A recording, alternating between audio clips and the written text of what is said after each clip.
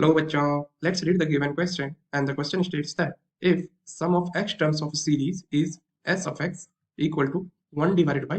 2x plus 3 into 2x plus 1, whose rth term is tr, then summation of from r to n of 1 by tr is equal to, and the options are given below. So the key concept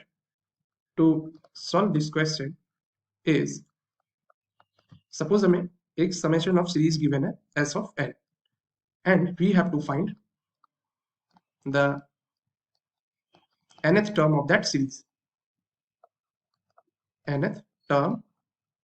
of that series. तो इसके लिए हमें simply क्या करना है, suppose हमें n terms की series हमें गिवन है, तो हम लोग क्या करेंगे, अगर s ऑफ n में से उसके एक टर्म को छोड़ के, मींस अगर n माइनस 1 टर्म की सीरीज के सम फाइंड करें और इन दोनों को सब्ट्रैक्ट करते तो हमें वो nth टर्म की वैल्यू दे देगी।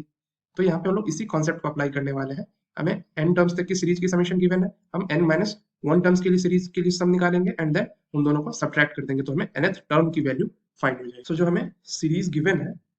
That is s of x is equal to 1 divided by 2x plus 3 into 2x plus 1।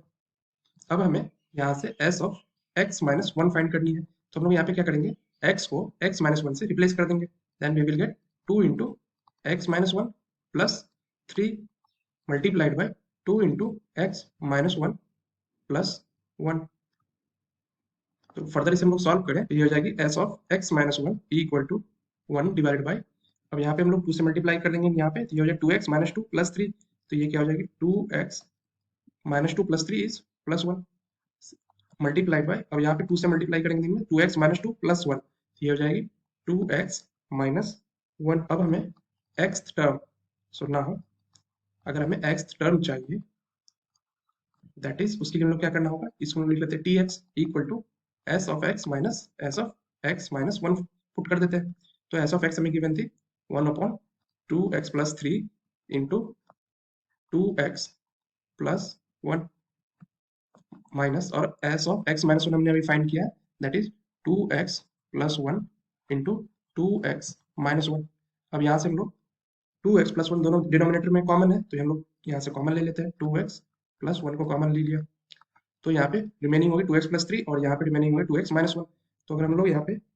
बाकी दोनों टर्म्स का एलसीएम ले लें तो यहाँ हो जाएगी 2x plus 3 into 2x minus 1, और यहाँ पे इसको सॉल्व करें तो ये हो जाएगी 2x minus 1 minus 2x and then minus 3।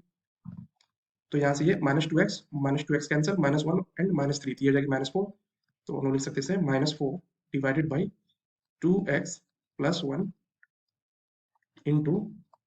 2x plus 3 into 2x minus 1। तो ये tx हमने फाइंड कर लिया, हमें फाइंड करनी है 1 बाई tr की सम, तो यहाँ से हम लोग इसको रेसिप्रोकल ले लें अगर, तो ये हो जाएगी 1 अपॉन tx इक्वल टू, ये हो जाएगी माइनस 1 अपॉन 4 इंटू, और ये हो जाएगी 2x minus 1 into 2x plus 1 into 2x plus 3। अब हमें T R find 1 by T R find करनी है, तो हम लोग x को r से रिप्लेस कर देंगे, तो ये हो जाएगी minus 1 upon 4 into 2r minus 1 into 2r plus 1 into 2r plus 3, तो ये 1 बाई टी आर। अब हमें इसकी समीशन फाइंड करनी है, तो यहाँ पे हम उसको समीशन लगा देते हैं 1 बाई टी आर, जहाँ पे r जो है वो 1 से लेके n तक वैरी कर रही है। तो सिमिलरली यहाँ पे भी हम लोग इसको समीशन लगा सकते हैं, तो ये हो जाएगा 1 बाई 4 कॉमन ले लेते हैं, कॉन्स्टेंट है, summation of again 2r minus 1 into 2r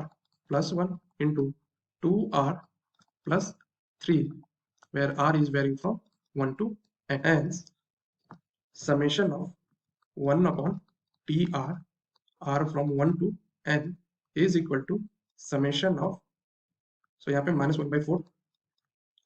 r from 1 to n of ये है 2r minus 1 into 2r plus 1 into 2r plus 3. So this is the final answer of the given question. So हम लोग options को देखें, then option B is our correct choice. I hope you understood the solution. Best of luck. Thank you.